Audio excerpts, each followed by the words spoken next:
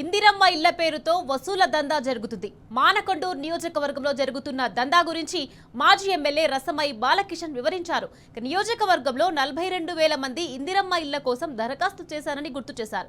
వీరిలో కేవలం 3,500 మందికి మాత్రమే ఇళ్లు మంజూరయ్యాయని పేర్కొన్నారు. ఇందిరమ్మ కమిటీల పేరుతో ప్రజలను మోసం చేస్తున్నారని రసమై బాలకిషన్ విరుచుకుపడ్డారు. ఇళ్ల ఎంపిక ప్రక్రియ సజావుగా జరగడం లేదని వివరించారు. గ్రామ సభలు పెట్టి లబ్ధిదారులను ఎంపిక చేయాలని కోరారు. డబ్బులు ఇస్తా ఉన్నారు, వాళ్ళకు ముగ్గులు పోస్తా ఉన్నారు, ఫైరోలు జరుగుతూ ఉన్నాయి. దీనిలో కమిటీ లేదు, ఏ కమిటీ లేదు. అప్పుడే మొత్తం ఇక మన ఊర్లో ఇండ్లిప్పిస్తా అని చెప్పేసి ఇది నా మాట కాదు. ఇలా మొత్తం మండలంలో జిల్లా వ్యాప్తంగా జరుగుతున్నటువంటి చర్చ ఇది.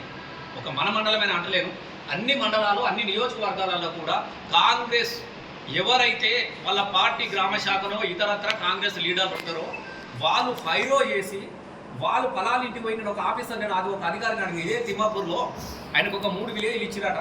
ఎట్లా సెలెక్షన్ చేస్తుంటారా మీరు పోయి, మీకు ఎట్లా ఇచ్చారంటే సార్ ప్రజలు ఇచ్చిన దరఖాస్తులు కాదు ఏది సార్, వాళ్ళే రాసిస్తారు సార్ మాకు. ఆ గ్రామంలో వాళ్ళు మాకు ఈ ఇళ్ళ దగ్గరకు పోయి రిపోర్ట్ తీసుకురామని మాకు రాసిస్తున్నారు. ఆ రాసిచ్చిన దగ్గరికి పోయి ఇక మేమైతే గవే పేర్లు ఇస్తున్నాం సార్ అంటే, మరి ఇది ఎట్లా ఇస్తావా మరి నువ్వెత్తుకున్నావు అంటే మేమేం చేస్తాం సార్, వాళ్ళు రాసిస్తున్నారు, మేము రాసిస్తున్నాం సార్.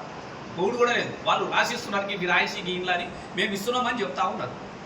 మరి ఇది ఎంతవరకు అది అని మేము అడుగుతా ఉన్నాం, ఇది ఎంతవరకు కరెక్ట్ అని మేము అడుగుతా ఉన్నాం. పేదవాని ఇంటికలా నిజం చేస్తామని చెప్పేసి గొప్పలు చెప్పుకొని ఇలా ఓట్లు వేయించుకొని ఒక మార్పు కోసం కన్నీళ్ళు పెట్టుకొని అధికారం ఎక్కిన తర్వాత ఇలా పేద ప్రజలు ఇండ్ల పేరిట కమిషన్ల పేరిట మీరు ఆడుతున్నటువంటి నాటకం ఏందని చెప్పేసి మేము అడుగుతా ఉన్నాం. మేము ఎందుకనంటే ఊరికే తిట్టడానికో దేనికోసమో మేము మాట్లాడడం లేదు, ఇది చాలా క్లారిటీ. అది చెప్పండి మీరు దయచేసి. ఇలా ప్రజలు కనిపించుకోవాల్సిన 42,000 మంది అప్లికేషన్లు పెట్టుకున్నారు. దయచేసి 42,000 మంది ఎదురు చూస్తూ ఉన్నారు మాకు ఇల్లు వస్తాయని చెప్పేసి. మరి నువ్వేమో 3,500 నాకు వచ్చినాయని చెప్తున్నావు. ఒక మండలానికి ఇగో ఇల్లంతకుంటే 800, తిమ్మాపూర్కు గన్నేరువానికి 400, అట్లాగే మన తిమ్మాపూర్కు 950.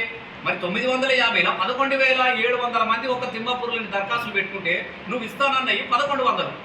మరి మిగతా 10,000 మంది పరిస్థితి ఏం కావాలి అంటే దీనిలో ఒక మతలబు ఉన్నది. దయచేసి ఇగో ఈ 1,100 ఇప్పుడు ఇస్తున్నాము, 10,000 మంది దగ్గర ఇవాళ పైసలు వసూలు చేసే కార్యక్రమానికి తెరలేస్తున్నది. ఇది వాస్తవ విషయము.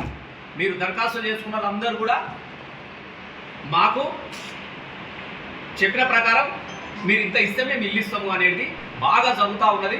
మొత్తం దాన్ని టైటిలే పెట్టిరు, 50 కొట్టు ఇల్లు పట్టు. టైటిలే పెట్టుకున్నారు, 50 కొట్టు ఇల్లు పట్టు.